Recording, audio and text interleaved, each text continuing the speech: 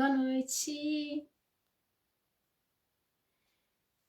Sejam todos bem-vindos à nossa live de hoje. Olá, pessoal!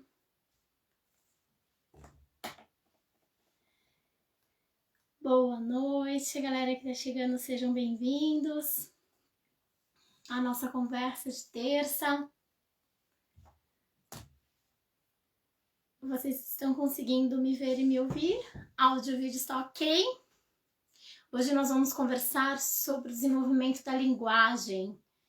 Vamos falar um pouquinho sobre a fala nos bebês e crianças.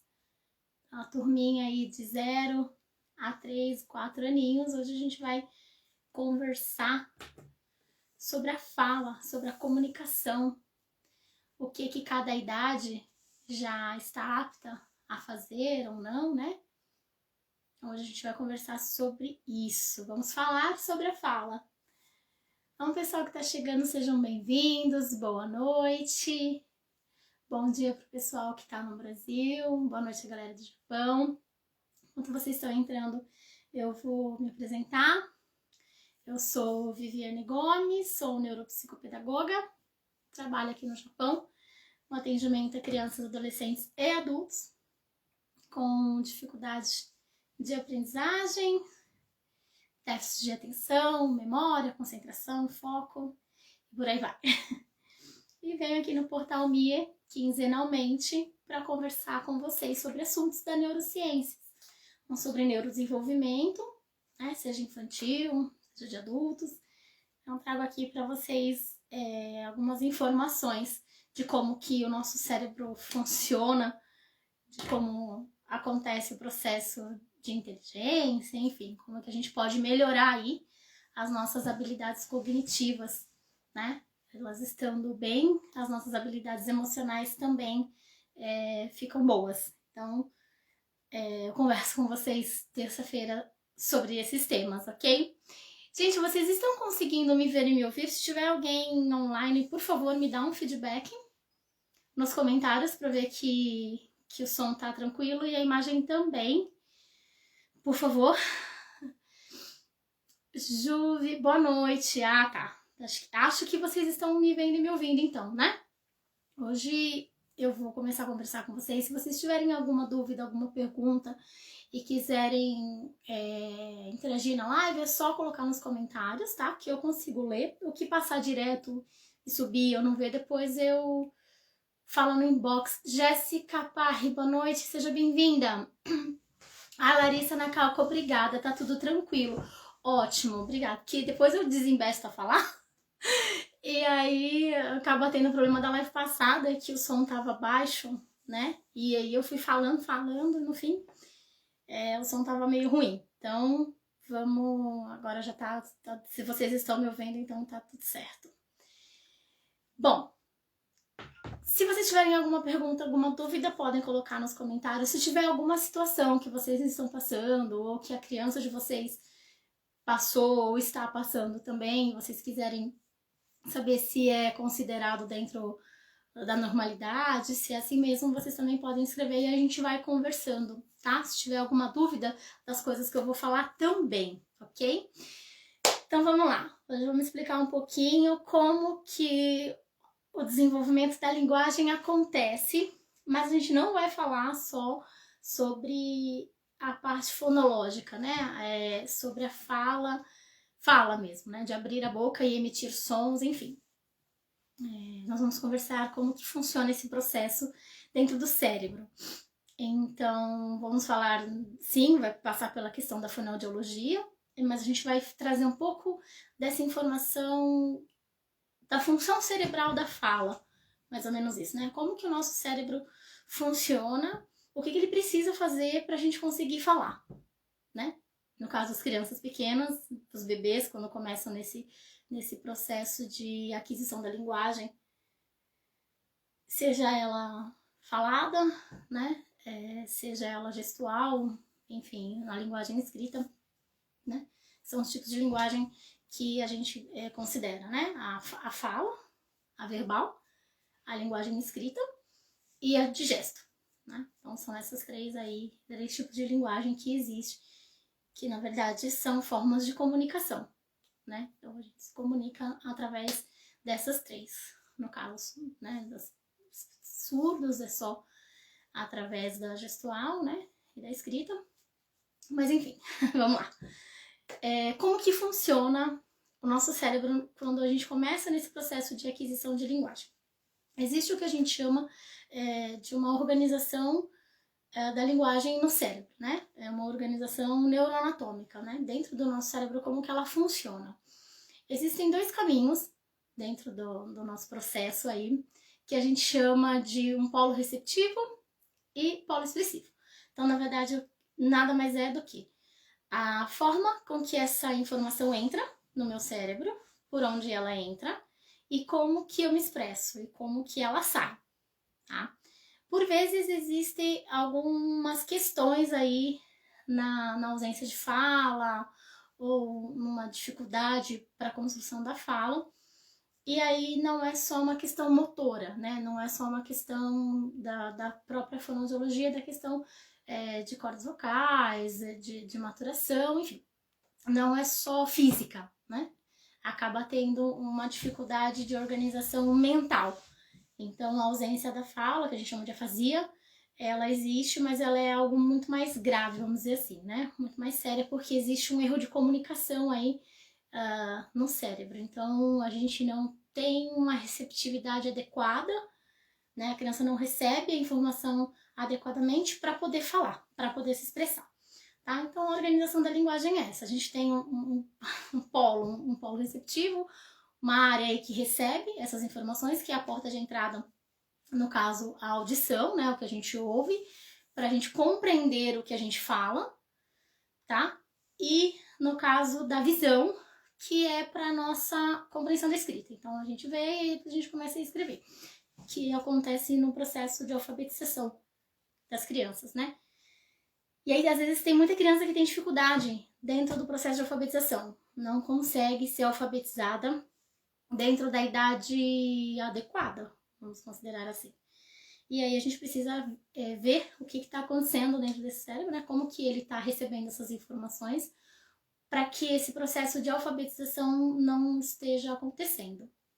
Tá? Porque às vezes faz aulinha de reforço, vai para a escola, faz lição de casa, faz um monte de coisa e não consegue ser alfabetizado. E aí a criança começa a ter um monte de dificuldade, não só na questão escolar, né? Porque não fica só a linguagem escrita comprometida. A fala também acaba tendo um comprometimento, né? Nesse sentido. E aí atrasa um pouquinho meio que tudo, tá? Bom, e aí então isso, como eu te falei, como eu expliquei, do polo receptivo é a forma com que essa informação chega, né, pra gente. E aí o que esse meu cérebro trabalha para que eu possa me expressar, que seria a porta de saída dessas informações que eu processei. Então, daí que eu vou ter uma boa articulação de fala, então eu vou falar bem, ter uma boa desenvoltura, conseguir conversar bem, falar bastante, e a escrita. Tá? Então, existe esse processo aí, vamos dizer que é um processo neuronal, que exige uma maturação, então aí é óbvio, é uma questão de idade, né? Então, os bebezinhos lá de 0 a 6 semanas, até chegar à idade de 3, 4 aninhos, passam por esse processo onde eles ficam mais maduros, né? Então, as informações dentro do nosso cérebro são processadas e ele tem mais uma capacidade maior para entender tudo que está acontecendo. Então, para a gente conseguir estimular adequadamente essas crianças e esses bebês nessa fase, o que é importante? Eu propor um espaço, um ambiente com estímulos auditivos e visuais, então que ele escute e que ele consiga falar da maneira com que ele consiga, mas desde que a gente esteja junto, no caso em casa, se não for possível dentro da escola, né, o ambiente que é responsável por essa criança. Então precisa proporcionar um ambiente saudável, né, e cheio de estímulo e de recurso. Então, cantigas de roda, música, conversa, você de repente está fazendo, sei lá, tá lavando uma louça, tá fazendo uma janta e o bebê tá ali com você, geralmente, né? Já está junto com a mãe, no cadeirão, enfim, sentado ali perto, e a mãe tá fazendo os afazeres de casa, de repente tá fazendo uma janta, lavando uma louça, e o bebê tá próximo. Então fazer umas narrativas, falar o que está sendo feito. Ah, a mamãe tá lavando a louça, tem a água, tem a espuma, tem o detergente, você vai narrando, você vai falando para a criança o que está acontecendo ali, quais são as suas ações, né? Ou então você cantar e aí começar uma brincadeira cantada com a criança, isso desde bebezinho, tá? Então, quando a gente começa esse processo de que eles se habituem com a questão de ouvir, né, de captar essas informações, é melhor, né? Eles vão conseguindo se familiarizar, vamos dizer assim, com as palavras, né, através de um ambiente que é proporcionado pelos pais. Então, é importante que vocês conversem com as crianças, que vocês leiam para as crianças, ler qualquer coisa, bula de remédio, rótulo de shampoo, não importa, tá? Mas desde que leiam para essas crianças, é importante eles terem esse contato. Boa noite, Sebastião, seja bem-vindo. Andréia, Cristina Yamamoto, sejam bem-vindos. Já começamos aqui a falar, já tô falando já sobre a fala, né? E a galera que tá chegando aí, sejam bem-vindos. Se vocês quiserem trocar ideias, informações, só colocar nos comentários, ok?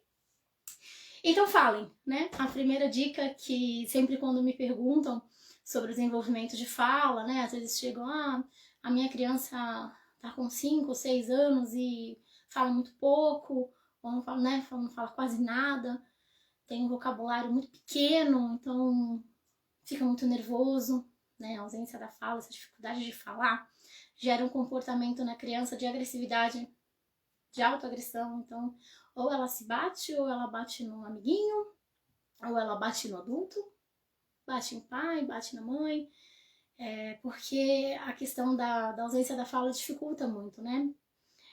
É como se fosse a gente, que aqui no Japão principalmente, né? Que não domina o Nihongo, e aí precisa explicar alguma coisa no banco, ou sei lá, na prefeitura não, porque a gente tem tradutor em algumas cidades, né? Mas de repente você precisa resolver uma situação em que você não domina a língua. E aí aquela ansiedade, aquela frustração, aquele nervosismo, tudo que o adulto sente, né? Que a gente sente quando a gente tá nessa situação, é o que a criança sente, tá?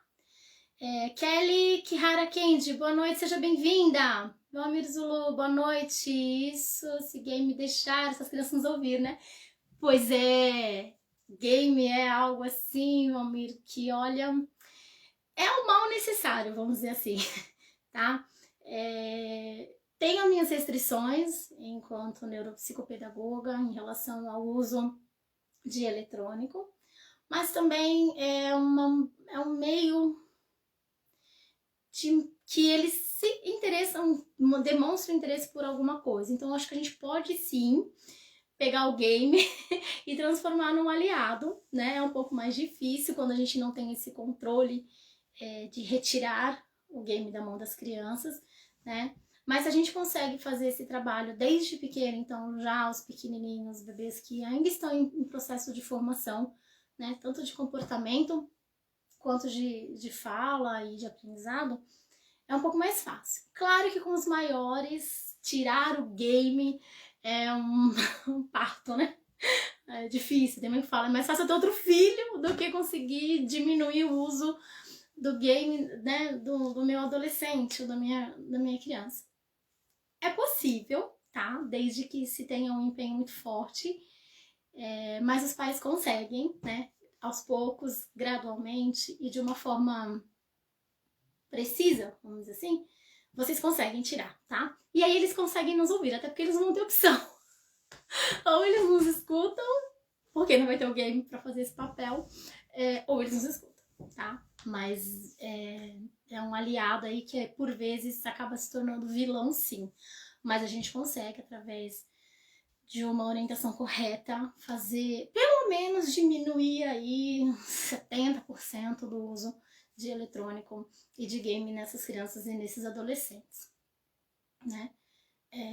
Então a gente precisa tomar um pouco de cuidado antes de sair dando, né, qualquer tipo de Keitai, de iPad, enfim, na mão de bebês e crianças, porque a gente sabe que é algo que até a gente, quando pega, permanece ali 2, 3, 4 horas usando um aplicativo e não percebe, né?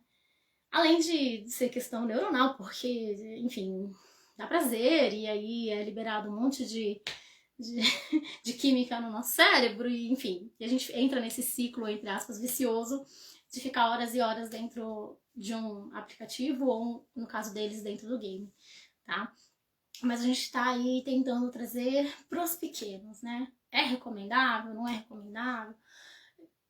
Ligo o raio da galinha pintadinha para fazer o meu filho comer, para fazer ele prestar atenção em alguma coisa, ou para, sei lá, para cortar o cabelo, para, enfim, usa o celular hoje em dia para muitas coisas, né? E a gente meio que considera como a chupeta eletrônica dessa nova geração. Antes, quando as crianças estavam nervosas, estavam chorando, precisava se acalmar, alguma coisa assim, era, né, ofertado a chupeta. Né? Então todo mundo bota a chupeta no bebê, no pequeno, para ele se acalmar.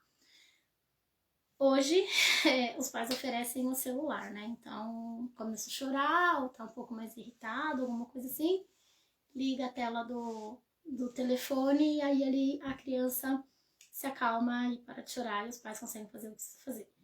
Então, não é indicado, tá? Não é adequado.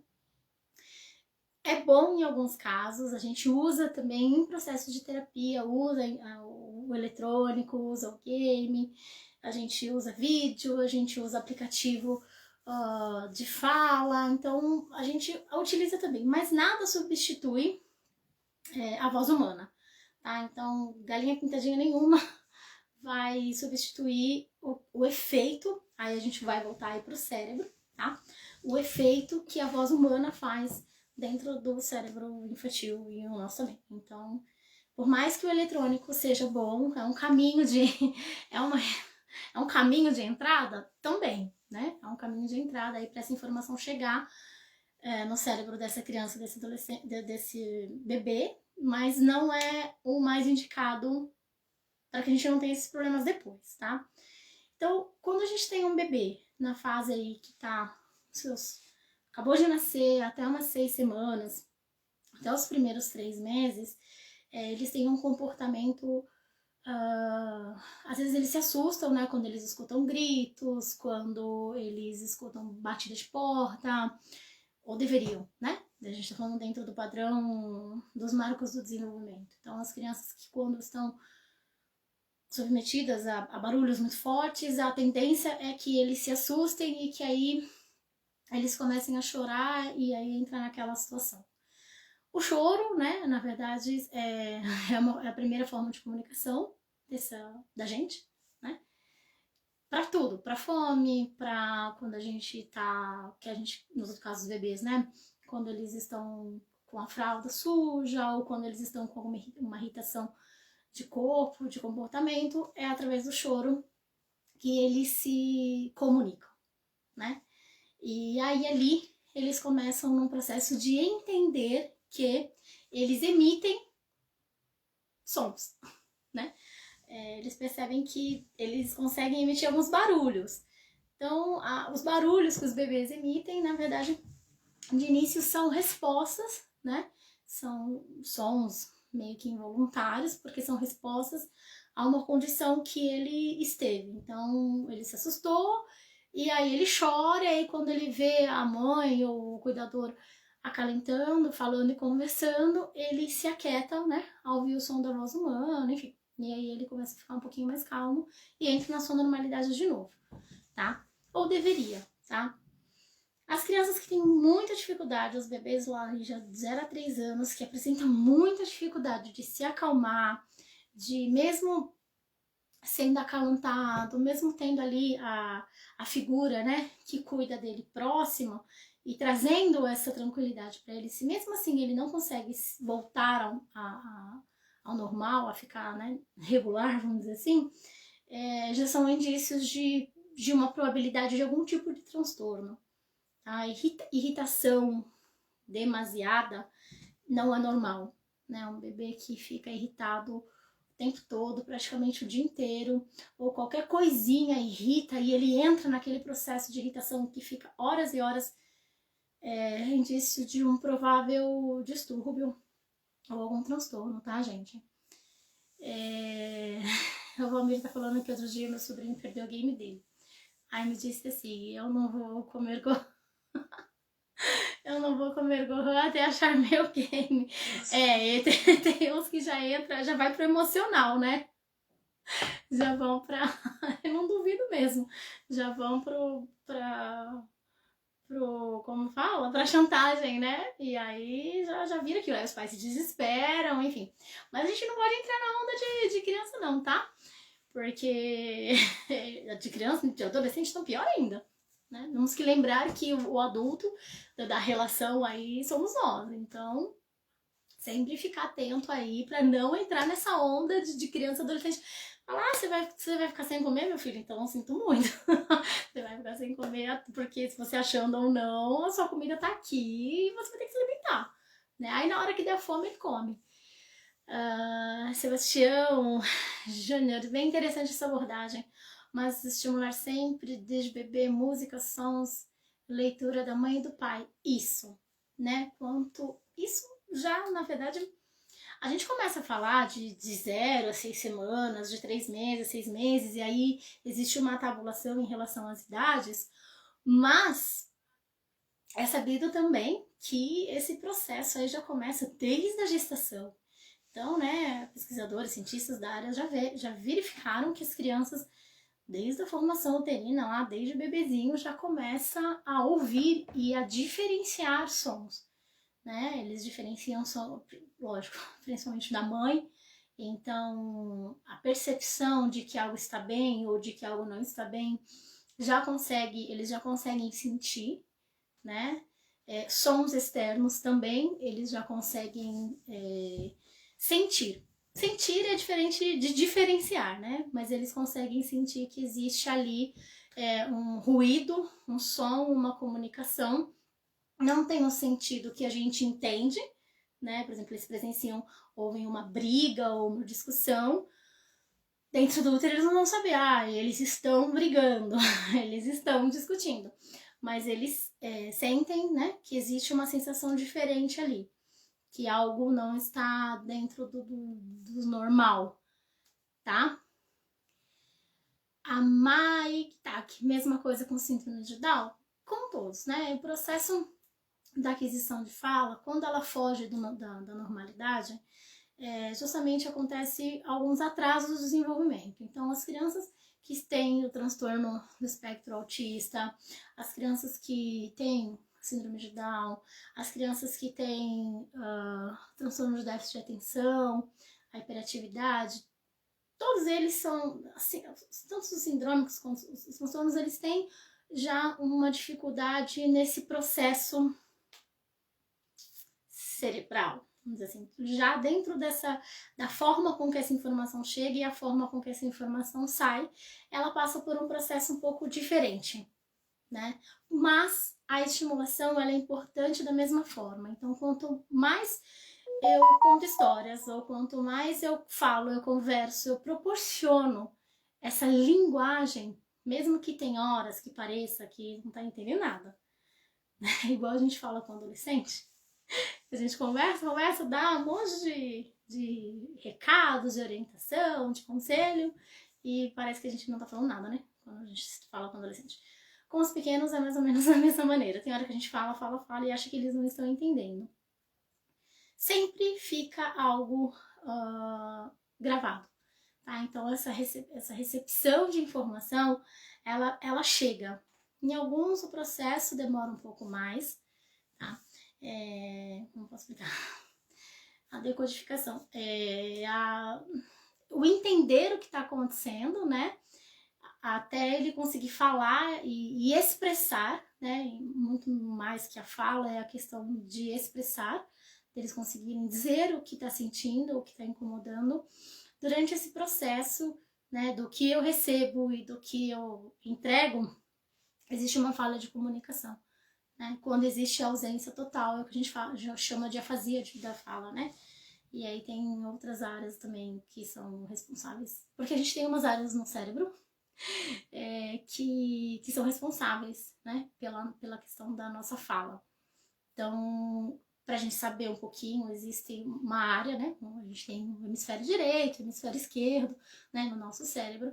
E aí tem áreas que são responsáveis por algumas coisas e a outra área é responsável por algumas coisas. A área da linguagem, da fala, da comunicação e da expressão, ela fica, né, geralmente, no hemisfério esquerdo.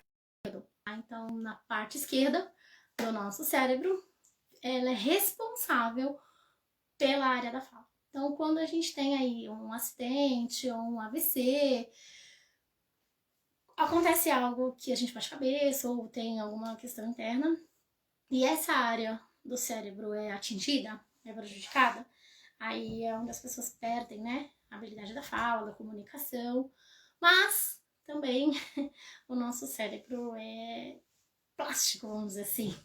Existe uma, que a gente chama de plasticidade neuronal. Na verdade, nada mais é que a habilidade do nosso querido cérebro de se desenvolver em outras áreas, né? Como se fosse uma resiliência mental, vamos dizer assim. Então, se eu tenho um problema numa área, por exemplo, aconteceu alguma coisa dentro desse meu processo da área da comunicação e fala, no meu hemisfério esquerdo, parte do meu hemisfério direito, que é responsável por outras coisas, ele começa a fazer um trabalho de comunicação e fala, e aí a gente começa, que é o que a gente trabalha na reabilitação, né? Reabilitação cognitiva. A gente utiliza outras áreas do cérebro para fazer a função da área afetada. Mais ou menos isso, né? Enfim, é mais para vocês saberem que quando a gente fala sobre a fala, a gente não tem só a questão da reprodução de sons, da emissão, de fonema, de saber falar as coisas, ou da gente aumentar vocabulário, porque às vezes essas crianças chegam, né, os pais chegam para trazer as crianças com essa questão da queixa da fala muito grande, né? Ah, meu filho não fala, meu filho tem atraso, ele já tá com 3, 4 anos e ele não conversa. Realmente, né? A criança, por exemplo, aos 3, 4 anos, ela já tem um vocabulário aí, ou deveria ter um vocabulário extenso, né? Com 4 anos, no mínimo, ela já compreende entre 1.500 e 2.000 palavras. Então, é bastante coisa, né?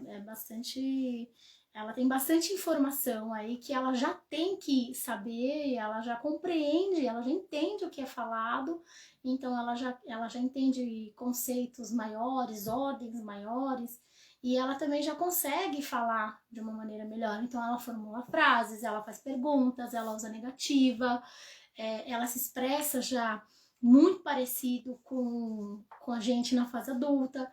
Então, né, do 0 aos 4 anos, é uma fase que tem muita coisa acontecendo dentro do cérebro infantil. Tem muita informação chegando, tem muita conectividade, muita coisa funcionando ali, fazendo esse cérebro funcionar de uma maneira que ele chegue, né, na vida adulta com uma bagagem não só de fala, de comunicação, mas de expressão muito boa, né? Para evitar os problemas que a gente tem, né? Que são adolescentes que passam aí às vezes por bullying ou por questões do desenvolvimento, justamente por não conseguirem se expressar da maneira correta. Então, não sabem falar sobre sentimento, não sabem dizer o que está acontecendo, não sabem nomear, né? Aqui nos atendimentos eu vejo uma dificuldade muito grande. Tem criança que não sabe se dizer, por exemplo, o que é alegria, o que é raiva, se ela tá com dor, se ela tá triste. Aí quando a gente entra para as outras emoções que não são essas, as básicas, fica mais difícil. Quando você vai falar de frustração, de angústia, desses sentimentos, né, que provém dos sentimentos básicos, eles não sabem nem o que é, né? E aí eles não conseguem se expressar. Valmir tá perguntando, essa doença, a síndrome, né? A síndrome de Down não é de se preocupar muito, né? É que um dia eu vi um menino pedindo uma moça em casamento, do mesmo sintomas de Down. Então, na verdade, eu acho que assim, pra mim, né? Não é que a gente tem que se preocupar ou não. Tem algumas questões, Valmir, tem algumas questões da área do neurodesenvolvimento que a gente fica um pouco mais receosa, porque elas inibem muito a autonomia e o desenvolvimento dessas crianças e desses adolescentes e desses adultos, né? Dentro da síndrome de Down, eles são sim, eles passam no processo de alfabetização, eles leem, eles escrevem, eles são capazes de construir uma família, eles têm a questão da sexualidade extremamente exacerbada, enfim, tem.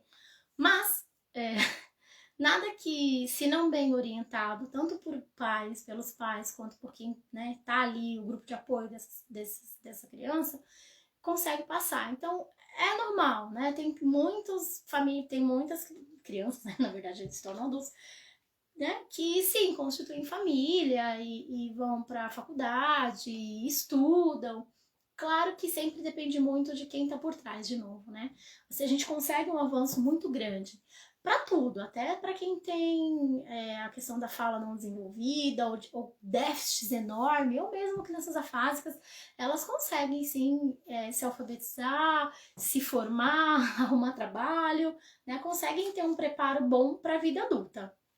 Tá? Mas para isso eu preciso dar condições para que essa cognição e esse aprendizado aconteça. Então, se eu estou num ambiente onde eu consigo favorecer a inteligência dessa criança, sim, ela consegue se desenvolver e aí a gente fala que esse no caso é mais tranquilo, né?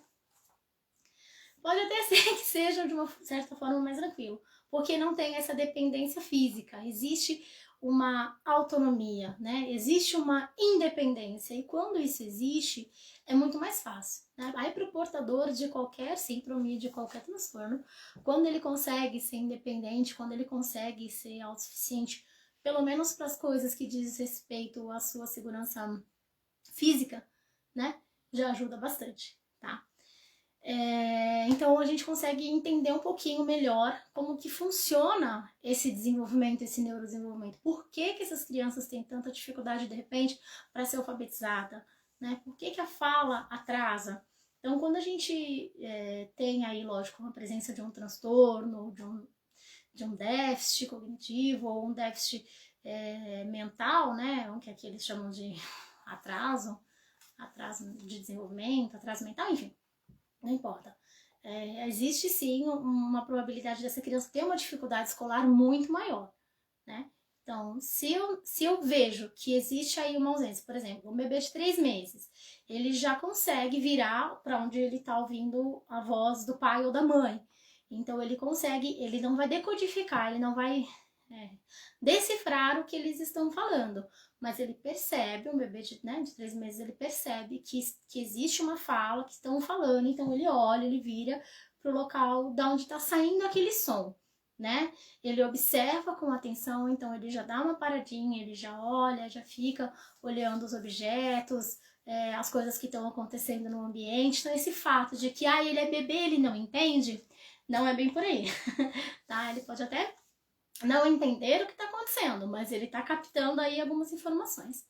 E aí, aos 3 meses, ele já começa a querer dar as suas primeiras tentativas de fala, vamos dizer assim, né? Então, ele começa com balbucio, né? Utiliza o P, o B, o K, o G, onde eles já começam aí a fazer aqueles pequenos barulhinhos que, na verdade, são comunicação de fala, né? Então, toda vez que o bebê balbuciar, é importante eu fazer essa troca de informação com ele, tá? Porque ele vai ver que ele emite um som e ele tem uma resposta sobre aquilo, mesmo que não seja compreensível, tá? Que é a linguagem que a gente brinca, a linguagem dos bebês. Sim, de uma certa forma é a linguagem dos bebês e ela, para eles, fazem um sentido muito grande. Então vamos estimulá-lo na fala já desde pequenininho, tá? Bom, quando a gente, por exemplo, aos 6 meses, eles já respondem a voz humana, não vou falar, tá? Ele responde com tons emotivos, por exemplo, quando a mãe fala. Então, eles já conseguem perceber Se a mãe dá uma bronca ou dá um grito, ou quando a mãe fala um pouquinho mais sério com ele já faz aquele bico pra chorar, né?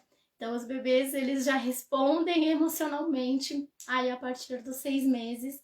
Então já existe uma comunicação gestual, tá? E aí às vezes vem o choro, ou quando a mamãe começa a brincar, ele dá risada, que também é uma forma de comunicação, né? E aí eles já começam também a jogar um dudu dadá, bababé, e aí já começa aquelas coisas, começam com esse processinho aí de balbucio, que é importante a gente responder, vamos dizer assim. A partir dos 9 meses, então, 9 meses a criança completou essa fase, e aí já tá lá, quando a gente fala, dá tchau, ou ele tá com a chupeta, e a gente, me dá a chupeta, e aí a criança dá a chupeta, quando a gente, sei lá, pega o chocalho e derruba o chocalho no chão. Então ele vai lá, derruba o chocalho no chão, aí você pega e faz não, não, e aí ele já entende porque ele ri, né? Então ele já começa a entender esses pequenos comandos de ordem, vamos dizer assim, né? Então ele já consegue responder pra gente aquilo que a gente tá falando, tá? Em forma de ação. Aí ele já começa a partir de 1 aninho, ele já mamã, papai, ele já começa a pedir, né, dar essas coisinhas, 1 ano aí já começa não só a entender, mas também como falar, tá? Desculpa, gente, acho que eu perdi alguma coisa aí. A Má falou que a síndrome de Down é uma doença, o dela é muito esperto e feliz, sim. O Amir tá falando a verdade, eu ia assistir, aí o pai da mocinha disse mesmo assim, tu tens como sustentar a minha filha, ou eu que sustento sustentar vocês dois, Jesus. Enfim, quando a criança chega com 1 ano, ela já tá nesse processo, né, de entendimento, então ela já recebe essa informação e já expressa de uma maneira melhor, já consegue aí ter uma organização de pensamento, já consegue ter uma estrutura melhor, né? Já consegue se organizar mentalmente de uma maneira onde ela começa a dar os primeiros sinais, os primeiros indícios de que vai existir aí uma fala com começo, meio e fim, tá? A partir dos 12 meses. Quando ela faz 1 ano e 6 meses, ela continua em processo de aquisição, né, dessas informações, ela já conhece partes de corpos, ela já acha objeto que é perdido, quando a gente brinca lá desde pequitinho, do cadê o nenê, achou, cadê o nenê, achou, ela já consegue diferenciar, né, então o bebê some, o bebê aparece, a mamãe some, a mamãe aparece, então ela já se familiariza com essas questões de corpo, né, e quando a gente vai explicando e dando sentido, fica melhor o entendimento dela, até para ela conseguir dar um retorno quando a gente fala, me dá a mão, ou quando a gente chama para vir no colo, né, vem com o papai, vem com a titia, e faz o movimento tanto de gesto quanto de fala, e o bebê se joga pra gente, ou o bebê recusa, né, vem para trás, ou volta pro colo da mãe. Então é tudo também uma forma de comunicação.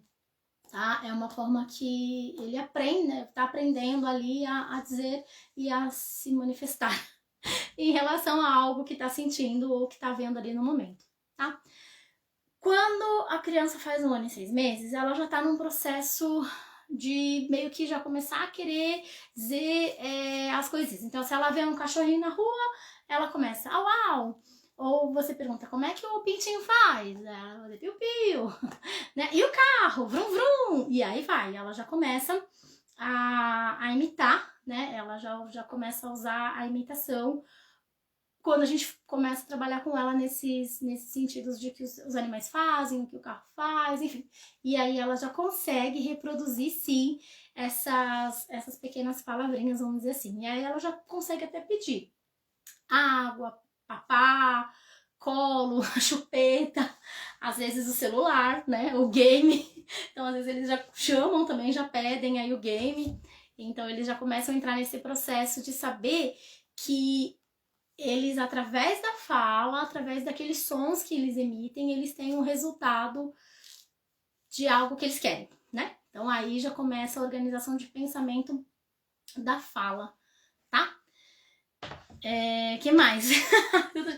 2 anos. Turminha aí que vai para os 2 aninhos. Então, o que eles já são capazes de? Eles já conseguem entender quando a gente, por exemplo, pede para fazer o katazuki. Então, pede para guardar os objetos ou guardar os brinquedos que ele brincou. Então, quando a gente fala, vamos fazer o katazuki, ou vamos guardar os brinquedos, ou está na hora de dormir, vamos tomar banho. Então, ou coloca a mamadeira na mesa. Esses pequenos comandos de ordem, ele já consegue entender e aí ele decifra assim o significado do que está sendo pedido para ele fazer a ação, para ele conseguir responder aquilo que está sendo solicitado, né? O que os pais estão pedindo ou quem cuida das crianças está pedindo. E aí, com uns 2 aninhos mais ou menos, eles já têm um vocabulário melhor e já começa a crescer. Tá? Então, a partir de 2 anos, ele já fala e já conhece, por média, 150, 160 palavras. Então, a partir de 2 anos, quando a criança já está aí nesse processo de entender o mundo, vamos dizer assim, de começar a conhecer tudo que está acontecendo, e querer explorar e querer fazer as coisas às vezes que não deve. O bebê são craques em fazer coisas que não devem, porque eles estão explorando o mundo, na verdade. Então, eles já conseguem, sim, ter essa capacidade de entendimento e ter um vocabulário aí entre 100 e 150 palavras, tá? Com 2 anos de idade. 2 anos e meio para 3 anos, eles já começam também a já conseguir falar, por exemplo, nenê quer xixi. Ou, né, às vezes quando os pais chamam a criança de nenê, né? Ah, meu nenê, e aí ele vai seguindo, se a gente não orientá-los direito, com 3, 4, 5 anos, se achando que é nenê. Né? Então, por isso que é importante a forma com que fala, o que a gente fala para essa criança. Né? Então, nenê até que idade? Até que ponto? Nenê vai ser nenê para os pais a vida toda, né? Mas é bom a gente saber a forma que a gente está lidando com eles para que eles não tomem isso como verdade, né? E que fiquem aí sendo considerados e achando que são nenê a vida toda. Então a gente tem que tomar um pouquinho de cuidado, porque eles estão aprendendo, né? As palavras, eles estão aprendendo o significado de tudo. Então tudo que eles ouvem grava, né? A recepção, lá, lembra? O polo receptivo tá ali só pegando as informações para depois ele conseguir se expressar da maneira que ele entendeu e que ele consolidou essa informação como aprendizado. Tá? Então a gente tem que tomar bastante cuidado a forma com que a gente lida com os pequenos. Já teve muita gente me perguntando se quando fala, né, aquela fala infantilizada com criança, né? Então, ai, nenê, ai, bonitinho da mamãe, ai, nenezinho, e a criança desenvolve o que a gente chama de tati-bitati, né? Que é aquela fala bem infantilizada para a idade. Então, às vezes está com 4, 5 anos e está com essa fala de nenê, né? Então, também não é o ideal, não é o adequado, porque eles acabam aprendendo de uma forma errada, os fonemas saem de formas erradas, né? E aí a fonoaudiologia precisa fazer um trabalho de correção, né? Precisa corrigir aí como é que esses fonemas foram recebidos pela criança, tá? Então, tem que tomar um pouquinho de cuidado nesse sentido, tá? Então, o que a gente conseguir evitar dentro desse período de formação, desse desenvolvimento da linguagem, conseguir evitar, né, de errado, melhor é. Né? A gente precisa fazer um trabalho depois de organização muito menor do que quando a gente consegue manter uma linha de desenvolvimento normal, vamos dizer assim, né? Normal e saudável. Quando a criança está com 3 anos e meio, ela já tem uma bagagem aí muito maior. Então, ela já conhece cor, ela já conhece número, alguns já diferenciam quando você fala pega a bola dela ou pega o brinquedo dele. Então, eles já conseguem ter essa diferenciação de sexo. Então, já consegue saber se é do amigo ou da amiga, né? Então, eles já conseguem ter essa percepção maior. Então, o vocabulário deles também já tá grande, já conseguem falar bastante coisa, bastante palavras, já conseguem entender também bastante coisa do que é dito. Ele já usa plural, então ele já fala os brinquedos, por exemplo, ou as balas, né? quando eles vão pedir alguma coisa, então eles já conseguem usar esses termos mais certinhos, né? Então já usam o verbo que a gente chama de verbo auxiliar. Então assim, eles já conseguem ter um processo de aquisição de linguagem e expressão muito bom. E aí com a turminha de 4 anos já tá aí numa capacidade de compreensão de fala, de palavras entre 1.500, 2.000 palavras, já aos 4 anos já tem sim, ele já compreende e já consegue aí falar muita coisa. Já consegue formar frase, então com 4 anos eles já formam as frases corretas, eles já fazem perguntas pra gente, já usam a negação, a negativa, já consegue expressar adequadamente, né, dentro, lógico, da idade, né, dentro do que eles sabem, mas eles já conseguem, sim, se fazer entender através da fala, né, então usa gesto também, imitação também, mas eles já conseguem, sim, se expressar muito e muito bem em relação, enquanto à fala.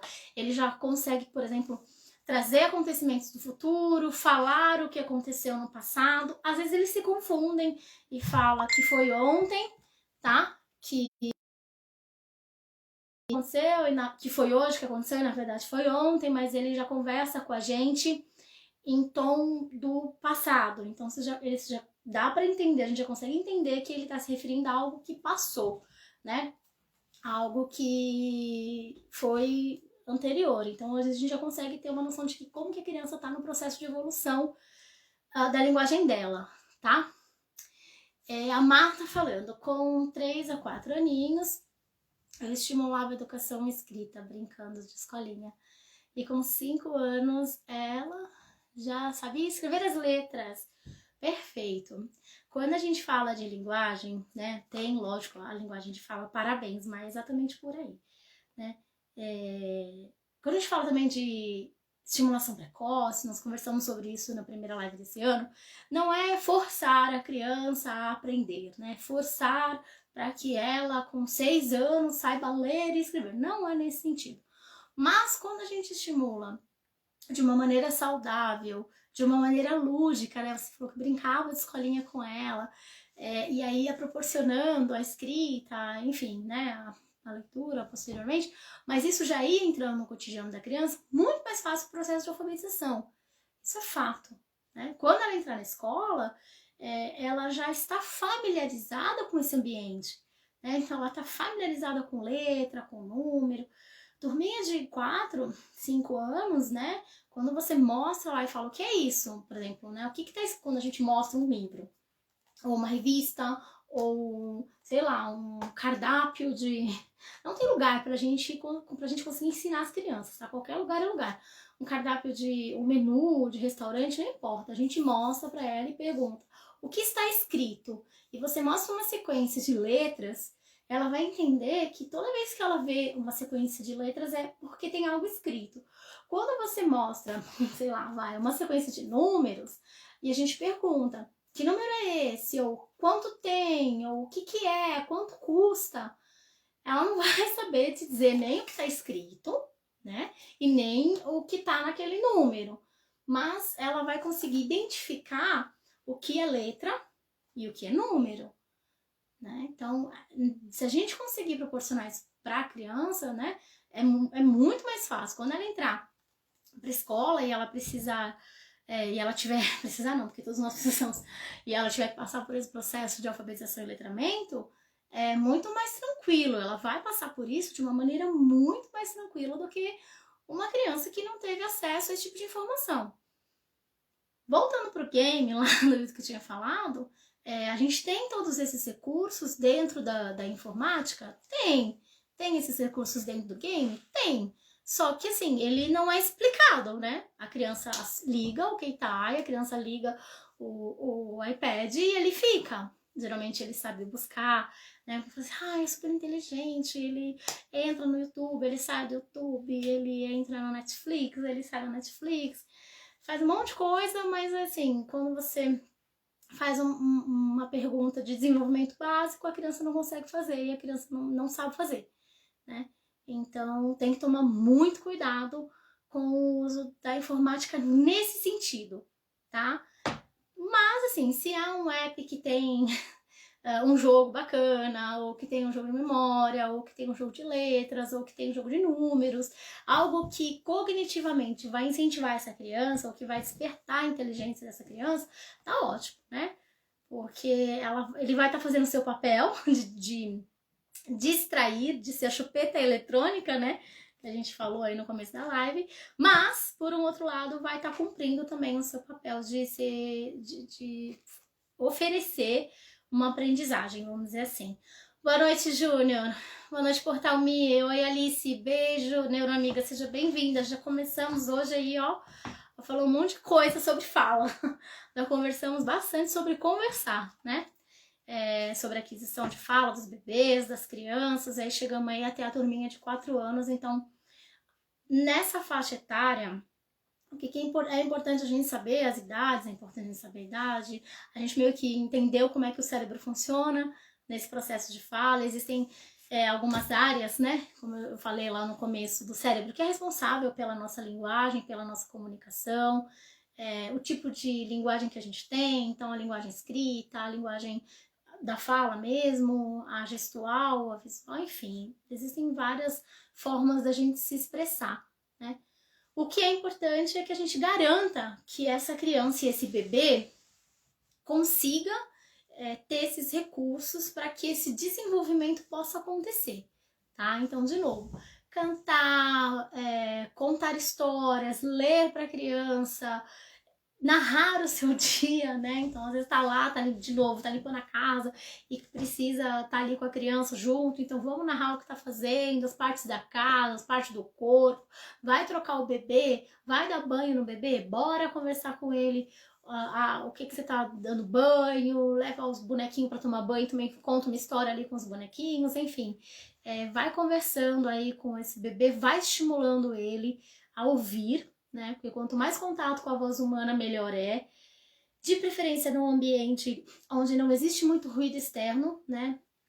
A escola, as creches, existem muito ruído externo, na verdade existe muito mesmo, porque são muitas crianças juntas, então esse processo de estar mais próximo dentro da escola é um pouco mais difícil, até porque é muito corrido, é um número muito grande de crianças junto, então mesmo no berçário, mesmo quando as crianças estão na sala de berçário, também é difícil, porque é muito bebê junto, geralmente tem pouca cuidadora, e aí os cuidados físicos que são urgentes, né? Então você dá banho, você dá mamadeira, você troca fralda, você alimentar, são os itens que é primordial, então, entre aspas, dentro da educação infantil, não deveria ser, mas é primordial, e aí as crianças acabam, né, tendo que esperar terminar tudo isso para poder ter esse momento de aprendizado efetivo. E às vezes não acontece, o dia passa e não é feito. Então, por isso que é importante que os pais em casa façam essa parte também,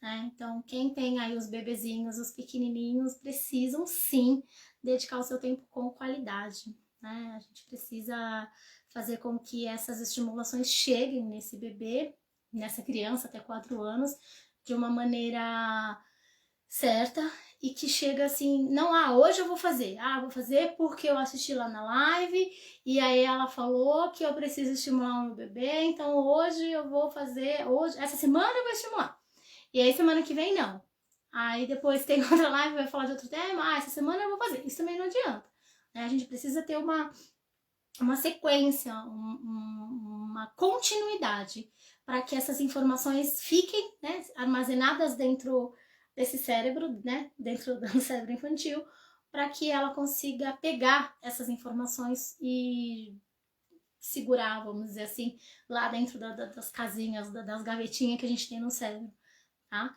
E se eu exponho a criança ou o bebê a esse tipo de informação, de orientação, de estímulo, em alguns momentos eu crio muitas janelas, né? Eu crio muitos espaços, muitas lacunas, e aí ela não consegue fechar essas informações, sabe assim, ela capta, ela pega a informação, mas aí ela meio que se perde dentro do cérebro infantil.